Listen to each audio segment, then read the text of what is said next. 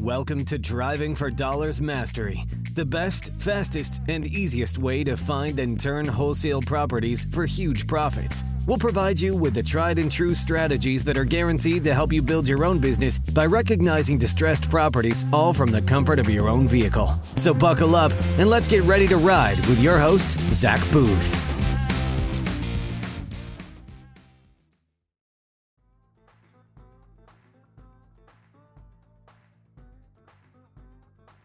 But yeah, those are powerful tips. You know, the deal machine tip of being able to skip trace right there and be able to call them, you know, if you're willing to work hard and be proactive to get a hold of these people, you will do deals. And so you said you've done a couple deals over the last couple months, right? Using this strategy.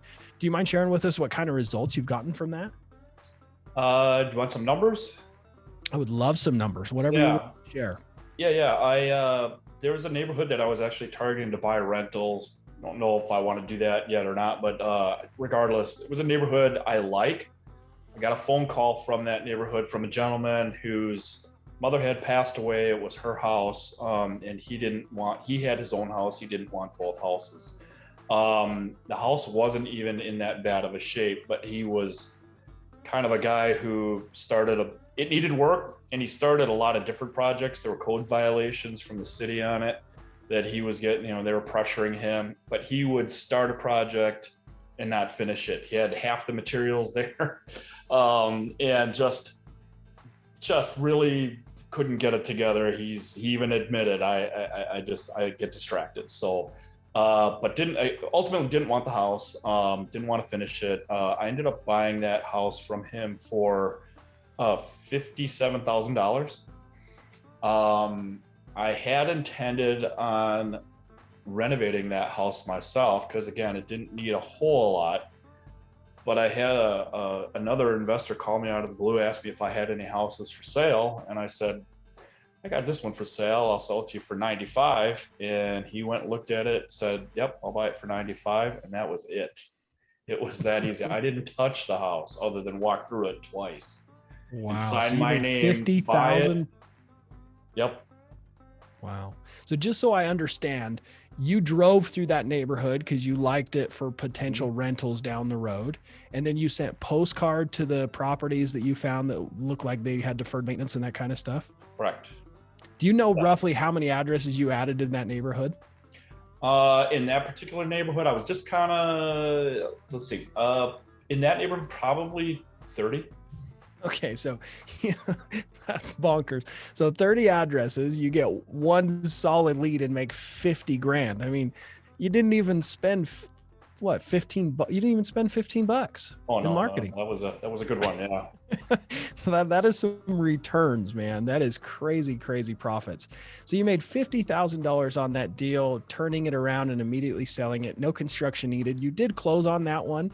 Why did you ever, when you had it under contract, I assume the contract is also an assignable contract to give you an option to be able to just sell the contract and not have to have the 50-something thousand to close on it? I could do that, but I didn't because I was planning on, I have the money, I have the funds to close on some of these deals. I was planning on renovating it myself.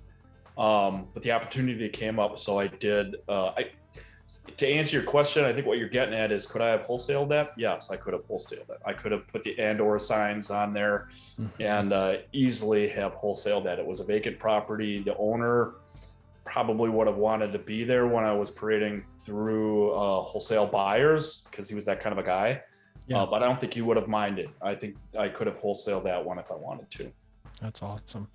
Well, that's awesome that you found a motivated seller. Yes. Not just the motivated seller, but also the motivated buyer. Right. Someone hungry calling you, I'd buy it for, and you give them a high number that you to think that, way worth your while to not flip it yourself versus just selling it now. And I don't think I would have made that much had I renovated it. So I hope he's doing all right. I hope he knows what he's doing. Well, the funny thing is my very first wholesale deal, same situation. Nobody was interested. Everyone's like, you're way too high in the sky. You're never going to get that much. I was asking 90, right? I had under contract for 80.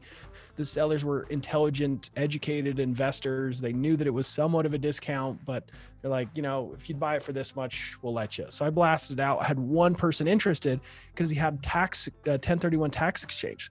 So he had tax purposes, tax reasons to want to sell the property. So, a lot of the times it's all comes down to having the right seller, but also the right buyer. And that's something that I don't think a lot of wholesalers talk about enough, is the importance of a cash buyer's list. I think the opposite actually happens, where a lot of people say, oh, if you find a deal, the buyer will appear. And it's like, not always.